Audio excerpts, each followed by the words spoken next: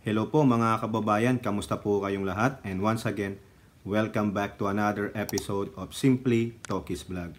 Ang pag-uusapan natin mga kababayan at bibigyan ng komento at opinion ay ito pong confidential fund. So bago po yan, nais ko lang pong i-flex itong Haya Nature Resort.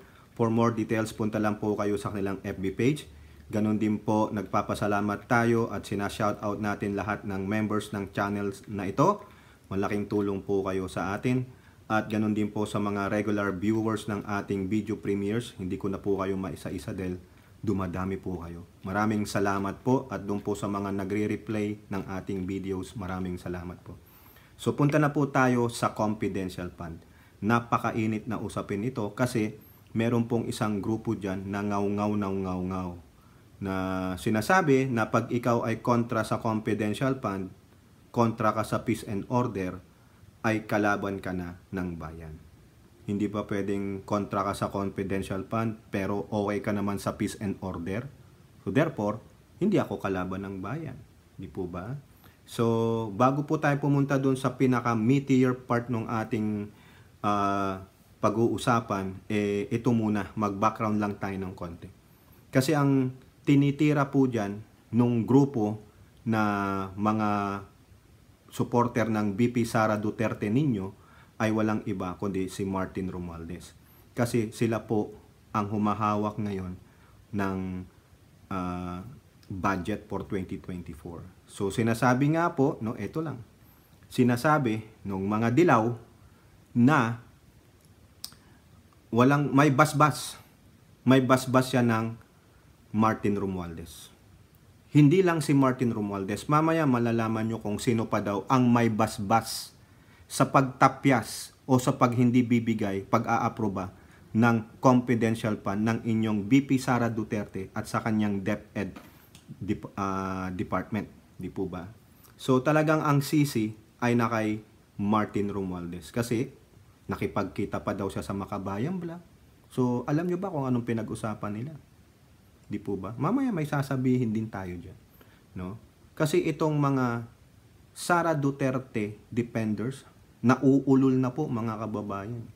Kasi feeling nila na ang matinding kalaban ni Sara Duterte sa 2028 ay si Martin Romualdez. Bakit? Nagpahayag na ba silang dalawa na sila ang tatakbo na magkatunggali bilang presidente? Masyadong advance ang pag-uutak nyo, mga walang iya kayo 5 taon pa, pero ang iniisip nyo na ay makaupo bilang presidente si Sara Duterte. Antindi nyo, no? Ginigiba nyo ang Speaker of the House. Hindi nyo naman alam kung ano yung pinag-usapan. Di po ba? At itong maganda, mga kababayan, ha? Itong balita ng ABS-CBN News, itong unahin natin. Speaker, sees no quarrel with VP Sara on confidential funds. Yung speaker, nakikita niya, hindi siya dapat makipag-away kay VP. Wala silang away. Ang gumagawa ng away, itong mga kunwaring kakampi, nagdidepensa kay Sara Duterte. Pero yung speaker, wala. Cool na cool, wala siyang sinasabi. Pero ang gumagawa ng kwento, ang nanggagatong, ay itong mga asong ulol na nakapaligid kay Sara Duterte. Di po ba?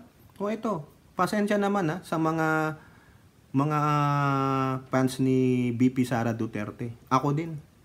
Naging supporter ako ni VP Sara Duterte pero I give up. Kasi inatake nyo ako Sinabihan nyo akong tanga, bobo sa confidential fund. Di kayo palang magaling. Gumawa kayo ng vlog ninyo. No? Kaya ngayon, tabla-tabla tayo. At kung talagang panatiko kayo ni VP Sara Duterte, naniniwala kayo sa misinformation at disinformation, doon kayo.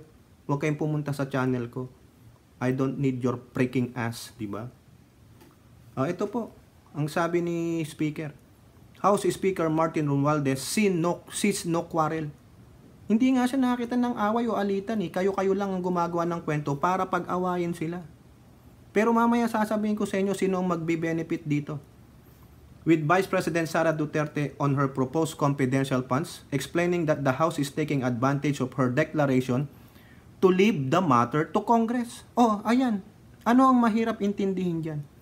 Yung mismong VP Sara Duterte ninyo ang nagpahayag. Dineclare niya yan. May video dyan. Doon sa Senate hearing. Di ba? Ito pa sabi ni MR. I think people are reading too much into it. I think it's very, very straightforward and simple. The CIF topic all came up and there were a lot of discussions and debates in the House and in fact even in the Senate. Borrowing the words of the Vice President that even she says that she could live without it and she would leave it to the sound discretion of the Congress for its proper disposition. Under the circumstances, we felt that it will best be realigned to the agencies and the department and the areas where we just mentioned that are priority. Oh, nanggaling sa mismong bunganga ng VP Sara Duterte ninyo. They could live without it and it leaves to the sound discretion of the Congress. Di po ba? O bakit hindi niya ipinaglaban yan during the budget hearing sa Senate? Bakit niya sasabihin yan na I leave it to the sound discretion of the Senate and I could live without it? Even doon na sinabi niya mas maganda kung meron ako niyan. Di sana pinag-giit niya na lang. Di ba? Nag-request ka. Hindi na-approve ang request mo tapos kasalanan nila. Nagre-request ka lang naman eh. Hindi ka nang hihingi. Yan ang dapat niyong maintindihan kayong mga pekeng Duterte supporter. No?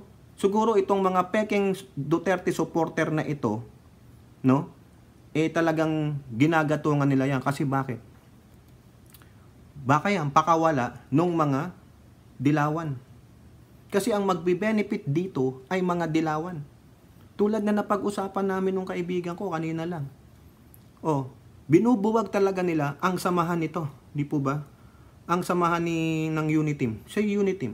Binubuwag talaga nung mga dilawang ipis. Inuunti-unti nila. Naka-standby lang yung mga yan. Nakatingin yan. Tahimik sila. Pero nanggagatong sila. Kaya akala nyo, sa palagay nyo, kung maglalaban ito, tapos may sisigint na dilaw, sa palagay nyo, sinong magwawagi dyan? Dahil sa awayan ng dalawang ito, sirang-sira silang dalawa, sino magwawagi?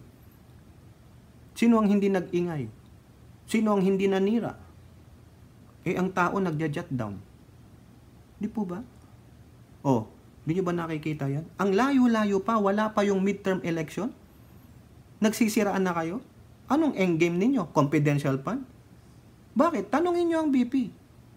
Kung talagang kailangan na kailangan niya ang confidential fund, dapat pinaglaban niya yan. Hindi siya nagsalita ng mga ganito. Di po ba? Ayaw ko sanang birahin ng BP dahil pinagtatanggol ko nga siya. Pero binira nyo ako eh. Ako na mismo nagtatanggol sa BP ninyo.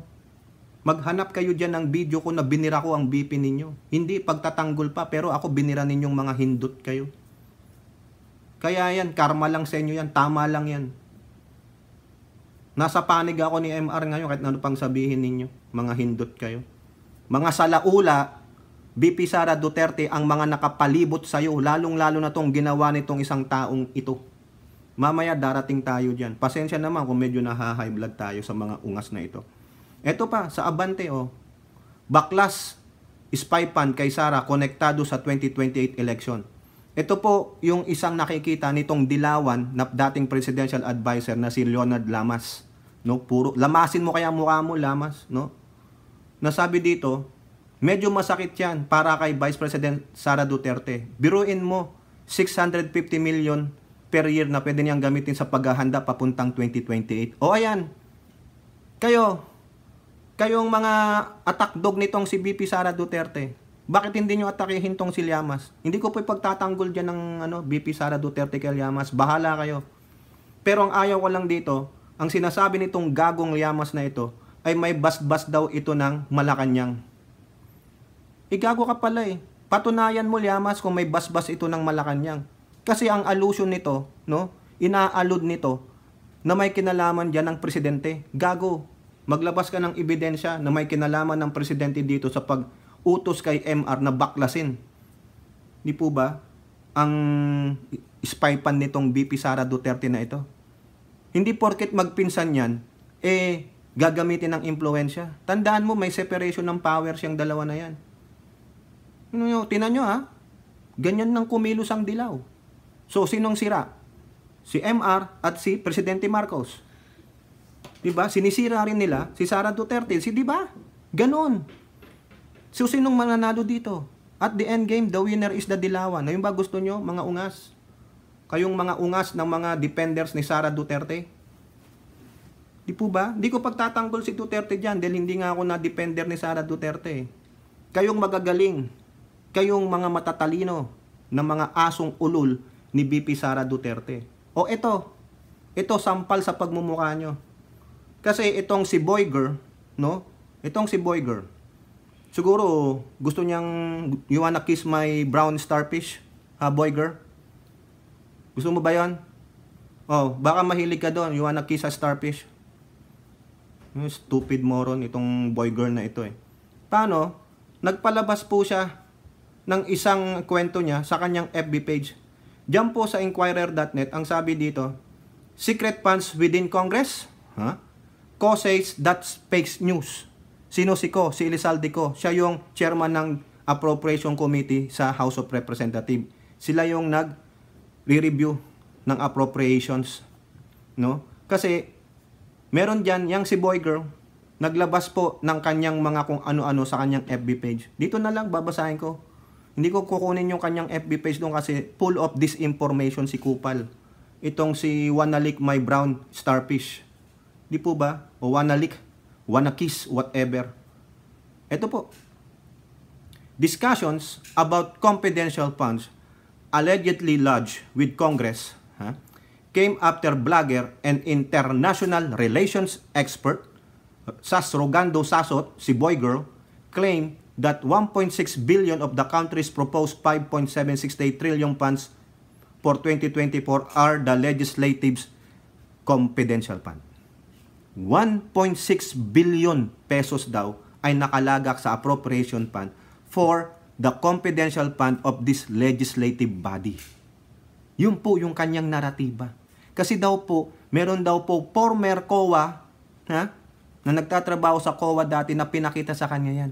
At pinakita daw, may linya doon, no, sinabi rin dito ni Kimbo, may linya doon na confidential intelligence expenditure expenses. So, kinukuha na nila na confidential fund yan. At sinabi niya pa, mga magnanakaw kayo. Ikaw, Elizalde Ko, ikaw, Kimbo, ikaw, Dalipe, kayo lahat dyan sa Kongreso, kasama ka na kapatid ni Sara Duterte, si Paulo Duterte, mga magnanakaw kayo. Kasi yun po yung sabi niya sa kanyang FB account. Nakita ko rin po yan sa isang vlogger, na screenshot lahat. Magnanakaw kayo. Pati sa Senado, inaccuse niya. Because it's the legislative body. O ngayon, sunog siya. Bakit siya nasunog? Ha? Sinabi, fake news. Fake news. Ha? Ano ang explanation dito?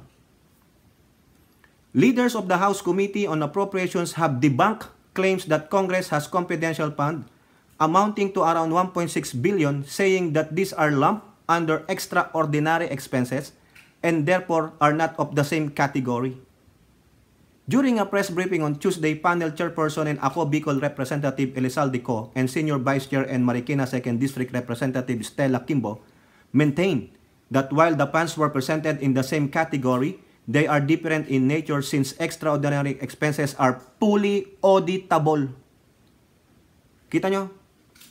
Yung extraordinary expenses are fully auditable. Ibig sabihin, ino-audit ng COA. Lahat ng perang lumalabas diyan sa extraordinary expenditure. Kayong mga asong ulol ni BP Sara Duterte, ang yayabang nyo, kung makapagsalita kayo, wag kasi. Ngayon, ito ang karma ninyo. Sinupalpal kayo. Ina-accuse ng isang boy girl na ito who wants to kiss your brown starfish, no? Para lang masira ang Congress. Because tinanggalan ng confidential fund ang amo niyong si BP Sara Duterte that she cannot even defend it where she will use it. Sinabi niya lang na nagbigay ka pa ng matainhagang pananalita pero hindi mo ma-defend. Peace and order your shit. Peace and order your ass. Gago kayo eh. Yan ang karma ninyo. Mga walang hiya kayo. Dinidepensahan ko ang BP tapos ako ang sisirain ninyo. Kakagigil kayo. Ayan. Pinapanangalangin ko na nga lang yung araw-araw na sana dumating ang karma nyo. Ayan na, dumating ang karma nyo. Galitin nyo palalo ang Congress. Yung VP nyo nga, hindi nakapagsalita, hindi niya maipagtanggol yung kanyang na gusto niya ng CIF eh. Ni hindi na nga nagsasalita yung VP ninyo, kayo pa ang dumadaldal. Walang bunganga ang VP ninyo. Akala ko ba matapang? Di ba nananapak? Bakit hindi niya may pagtanggol? Hindi niya malabanan yung Makabayan Black. Bakit tayo ang lumalaban para sa kanya? Na ipinagtatanggol siya. O ngayon, pinagtanggol nyo, nga kayo, inamin nyo. Meron pang isang vlogger dyan na umamin na kuryente siya. Sisisi siya na kuryente siya, fake news pala. Hindi nyo naintindihan yung extraordinary expenses kinakabit nyo sa confidential fund. Tanga rin yung tanga rin yung resource person mo sa COA. Kung yan ay auditor, tangang auditor, paano nakapasayang bilang isang auditor, isang accountant? Baka lang yan. Yung yung tawag doon? Yung sa spreadsheet, taga ganun, walang lisensya. Hindi man lang in-explain na maigi sa'yo. Di po ba, mga kababayan? O yan, squarely, wala pong confidential pa ng Congress. Yung pong sinasabi na 1.6 billion ay extraordinary expenses. Sabi ni Kimbo, kasi ang heading ay confidential, intelligence, and extraordinary. Nakita nyo lang yung heading na iisa, kinongclude nyo na confidential. O akala ko ba magagaling kayong mag-research? International, relation expert? Relations lang pala alam mo Puta, nagpaka-auditor ka. So magkaiba po yung confidential doon sa extraordinary. Yung extraordinary ay fully auditable, which is different from confidential, at ang Congress ay wala pong confidential. According to Kimbo, extraordinary are similar to funds used for calamities or unforeseen circumstances. Meanwhile said that it's blatantly fake news. Ikaw Elizalde ko, anong gagawin mo dyan sa boy girl na ito who wants to kiss a brown starfish or maybe black starfish? Anong gusto mo? Anong gagawin nyo dyan? Siniraan po kayo para lang makaganti sila sa kanilang among si VP Sara Duterte. Dami pong nakuryenteng vlogger dyan. Nagalit kay MR, na sinisisi si MR at ang Congress. Malay nyo, minumura pa si PBBM dyan. Hindi siya confidential. Sabi ni Representative Manuel Jose Dalipe, in short, that's fake news. Kita nyo? Grabe itong si boy girl kung makaalipusta. Kala mo ang galing-galing mag-research, bobo pala, tanga. Hindi mo man lang maibigay kung sino yung nagbigay ng sa'yo, information dyan. Tapos bigla nyong kinagat. Malamang hindi lang si boy girl dyan. Di po ba? Tinanggalan ng CIF ang inyong amo na hindi naman makapag-explain maigi. Sinasabi niya lang ang kontra sa CIF ay kontra sa peace and order kalaban ng bayan. Hindi naman sila kumukontra sa CIF Ni-realign lang So therefore, hindi sila kontra sa peace and order. Tanong, saan nyo gagamitin yung CIF na 500 million saka 150? Dinipensan ko kayo. Tapos ako pa ang babalubarin ninyo. Mga hinayupak pala kayo ito pa ang sabi ni Senate Secretary pati Senate dinamay. Ano sabi ni Mick Zubiri? Fake news. Di ba? Ito ang sabi ni Senate Secretary Renato Bantog Jr. Debunk such claim clarifying that under the leadership of Senate President Juan Miguel Zubiri, the legislative body has received zero secret funding. Zero, wala. These social media posts are deliberately misleading and maliciously presented by some personalities who seek to malign and tarnish the reputation of an institution currently taking a long hard look at the nature of confidential intelligence funds and the government agencies that deserve to have them. Ayan, sabi ni Bantog. Kakaya kayo. Kayong mga uminom ng lemonade nitong si boy girl, magsama-sama kayong mga hindot kayo. Ibang yayabang nyo pa. Ayan, sunog na sunog kayo ngayon. Hindi mo na kayo nag-research, basta kinagat nyo na lang. Ano yan, for the views? Kung makaalipusta kayo, wala namang sinasabi yung tao sa inyo. Panay ang sira nyo kay Martin Romualdez. Bakit? Trabaho naman talaga nila yan O di sana yung Office of the Vice President magtrabaho ng General Appropriation Fund.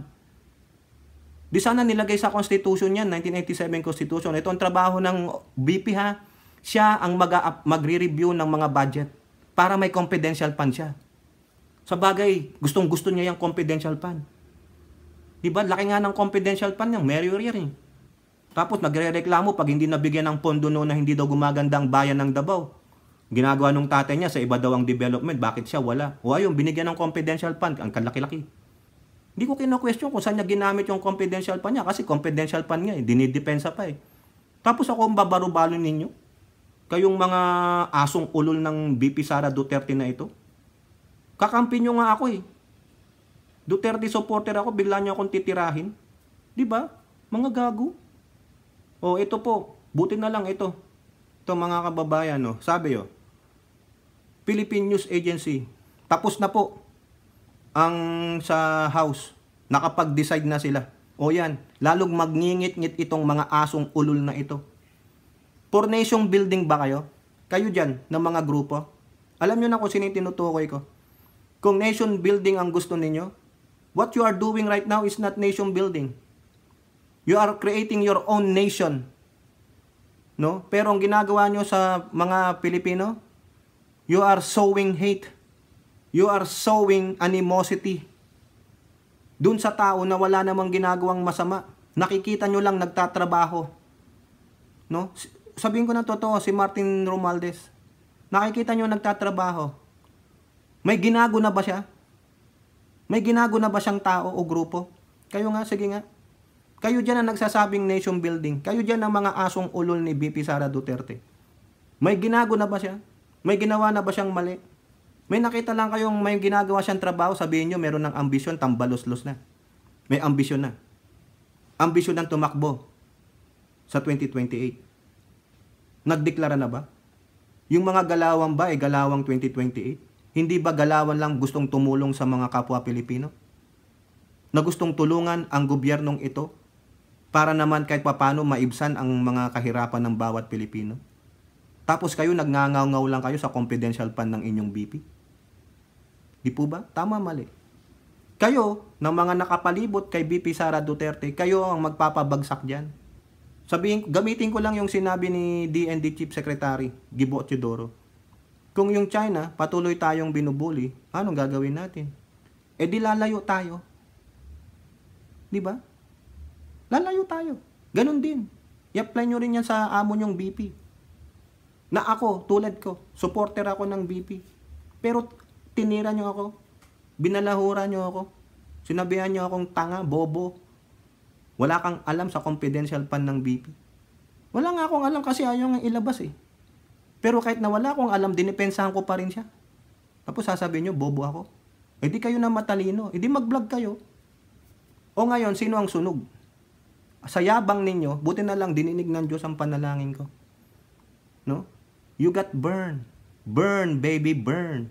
Buti nga sa inyo. Matutuwa pa ako, mga freaking shit kayo. Mga mother fakers kayo. Yayabang ninyo. Diba? May magkakaalaman po ito sa 2028. I-advance na rin natin. Tingnan na lang natin. Sa yabang ninyo, nagsusulat ang taong bayan. Gagamitin ko na yung kataga ng mga makabayan bla. Nagsusulat po ang taong bayan. Di po ba? Tama, mali. Napakaano nyo eh. Balasubas kayo eh. Yan ang sagot sa inyo. Buti naman. Wala na yan. No? Gamitin na natin yung sinabi nila ng mga makabayan bla. Transparency. Spare ka lang dyan. Let's check. Di po ba? Pasensya naman. No? Mga balahura kayo eh.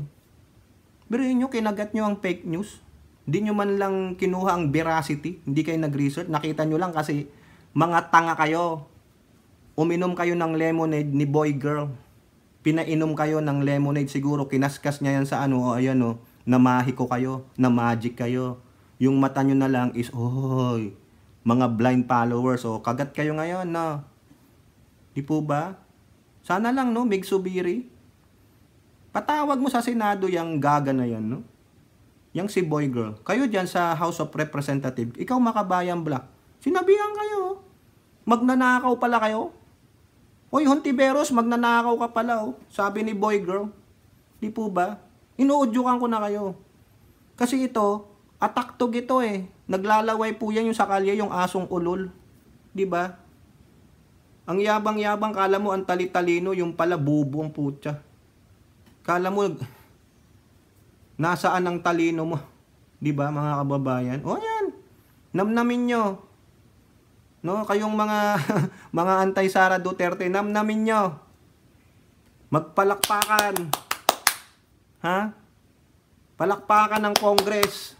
tiyak ang sisisihin talaga dyan ng mga asong ulol ni VP Sara Duterte ay si MR. O ayan o, House removes 1.23 billion pesos in confidential funds of civilian agencies.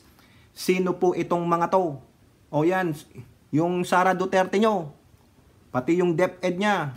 O si Bongbong Marcos, wala na rin. O pero nagrereklamo ba si Bongbong Marcos? Hindi. Nagrereklamo ba yung mga Marcos loyalists? Hindi. Nagrereklamo ba yung Marcos supporter na tulad ko? Hindi. Kasi pinapaubaya namin sa Congress ang discretion. Kung kakampi pala ni Martin Romualdez, si Presidente, yung pinapaboran niya, ha? Eh bakit niya tinanggalan ng 50 million spy fund ang DA? Sasabihin mo, ay hindi to, okay. Meron pa namang spy fund ang Presidente. Presidente yan eh. Ipag-presidente nyo muna si Sara Duterte para makakuha siya ng confidential fund. Gawin ninyo sa 2028, subukan ninyo. Di ba sabi nyo, overwhelming mananalo si Duterte based on the survey. Ayan, sige. Para sa 2028, kahit na ilang billion pa ang kunin niyang confidential fund, pwede kasi siyang presidente. Lamunin ninyo. Lamunin nyo. Kunin nyo lahat ang taxpayers' money, ipalamon ninyo. Igisa ninyo, ikari-karin ninyo, iadobo ninyo kayong mga hindot ng mga bulag ng mga Duterte supporter. Mga pekeng Duterte supporter na hindi marunong tumanggap ng pagkakamali. Buti pa yung isang tunay na DDS na vlogger at influencer, saludo ako dyan dahil inamin niya sa mismong live niya kanina na siya ay nakuryente sa fake news. Yan ang tunay na lalaki. Ayan ang tunay na DDS supporter. Alam tumanggap ng pagkakamali. Saludo sa iyo, sir. Hindi ko nabanggitin, baka sumikat ka pa, isikat ka na. Di ba? Hindi tayo clout chaser. Kaya hindi ko babanggitin ang pangalan mo. Pero alam na yan ng mga supporter mo. Sana wala kang supporter na blind DDS. Yung sinasabitan ka lang pero minumura ka na pagtalikod mo. O sino pa? DICT, tinanggal nila. Ba't nyo nga naman tinanggal yan? Kailangan yan. Itong DICT, hindi ko maintindihan bakit nyo tinanggal. Information technology yan. They need some spy fund yan. They need some, alam nyo na yung tinutukoy ko. DFA, okay lang yan. Pero DICT, medyo 50-50 ako dyan. Hindi dapat tinanggal yan. No? So yung bulk ng pera dito nilagay sa sa National Intelligence Coordinating Agency, National Security Council, Philippine Coast Guard, and Department of Transportation for the Development and Expansion of Pag-asa Island Airport. Correct, gusto ko 'yan, no? Instead of confidential fund, COS said the civilian agency will receive more funding for their maintenance and other operating expenses. MOEE. 30 million for the Bureau of BPAR. 25 million for DICT. Meron pa rin naman pala ang DICT. Di ba? Pero, maintenance and other operating expenses. Di ba? Naintindihan nyo? And other operating expenses. Yun nga lang, hindi na yung tulad ng 500 million. Magkano sa DepEd? 150 million for DepEd's government assistance for student teachers in private education. Yan. Meron pa. And other expenses? Bahala na dyan ang inyong BP Sara Duterte. Sa inyo na yung BP Sara Duterte ninyo. Di po ba? Give up. Give up po si Tokis dyan kay Sara Duterte dahil unang-una, hindi niya ma-depend na kailangan niya ang kanyang CIF. Ngayon, nung tinanggalan, yung mga attack dog ang nagre-reklamo. Dahil sinabi niya, we can live without it, but kung pipede, okay na. Tapos niya, I leave to the discretion of the Congress. Tapos nung nakakatunog kayong hindi kayo bibigyan, ayun, inatake nyo na ang Kongreso. Di po ba? Sinabi mong okay lang, tapos nung di ka pagbigyan, para kang bata dyan na spoiled brat na inagawa ng candy, o hindi nasunod yung gusto mo, nagngangaw-ngaw. Di ba? O sino nagngangaw-ngaw? Ayan, mga legit Duterte supporter, saka yung mga minions nito. Putang ina. Kamura-mura talaga yung hindot na yan. Di po ba? Ayan po, dito po sa Philippine News Agency, kayo na po magbasa dyan sa iba. No? Talagang tinanggal po. Nada. Zero. Mabuti nga. Walang confidential pa ng OBP ninyo. Ang DepEd ninyo. Wala na akong pakialam dyan. Di po ba? Ang DA wala rin. DICT wala rin. DFA wala rin. Pero ang presidente ko meron pa rin. Kahit na pang sabihin ng mga attack dog ni Sara Duterte, wala akong pakialam. Yung mga bugok naman yung mga yan. No? Yung iba lang hindi lahat. Kasi meron pang isang tunay na DDS na may sense ang sinasabi. Kaya nga po saludo ako sa iyo. Hindi ko na lang babanggitin ang pangalan mo kasi hindi po ako cloud chaser. Hindi ko gagamitin ang pangalan mo para makaakit lang ng subscriber. Hindi po tayo ganun. At as much possible, ayaw nating kumagat sa mga fake news. Biruin nyo ang dami nagsisend sa akin ng information about dyan. Kay Sara Duterte, yung kanyang mga nagtatrabaho sa OBP ng mga anti-Marcos. Sige, nire-request ko, isisend sa akin. Pero hindi ko kaagad binablog. Nire-research ko pa ang veracity. Hindi kaagad nakita ko lang binablog nila, ibablog ko din. Hindi. Kita nyo, kaya nga minsan huli ako sa balita sa mga ganyan. As much possible, ayoko sanang ibalita yan. Kaso, eto, kinagat na ng media. Nandyan na sa mga media, sa Inquirer, sa Manila Bulletin, sa Philippine News Agency. So therefore, alam na ng tao, so ibabalita ko na. Hindi na ako magpi-fake news. Pero kayo, itong gago na ito, na alam nyo naman, na sinabi niyang, he or she will attack the Marcos administration, pinaniniwalaan nyo pa. So therefore, yung mga iba sa inyo na sinasabi nyong VP Sara Duterte kayo, hindi kayo Marcos supporter. Talagang VP supporter lang kayo. Pero ang problema, yung VP ninyo sumusuporta sa Marcos administration. So ano kayo? Anong endgame ninyo? Diba? What is your difference between the Dilawan and your likes? Diba? Sila lang pinagkaiba nyo. Kulay. Pero, pareho po kayo ng prinsipyo. Divisive kayo. Hindi kayo pwedeng maki-uniteam. Uniteam in a word lang kayo. Pero at the end of that, sabi nyo, tapos na ang uniteam. O therefore, that's it. Ganun pa rin. Walang unity, kundi divisiveness. Nangangarap tayo na magkaroon ng unity para sa kaunlaran ng bayan, pero may mga taong katulad nitong mga to and their likes at mga peking DDS na kapalibot kay VP Sara Duterte. Yan ang mga yan ang sisira kay Sara Duterte. Kaya good luck sa inyo sa 2028. Sa bagay, inuunahan nyo na na ang makakalaban, ang malakas na kalaban ay si MR kasi nagpapalakas, namumuliti ka. Paano nyo nasabi? Galawang lang kayo Galawan lang kayo ng mga makabayang black Disinformation, gagatungan ng gagatungan. Ha? Di ba tama, mali? Kasi, yung nation building na yan nandyan na pinanonood ninyo, may former cadre dyan. Alam niya yan. Anak ng siopaw. Di ba? Inamin niya yan. Ganyan ang gawain nila.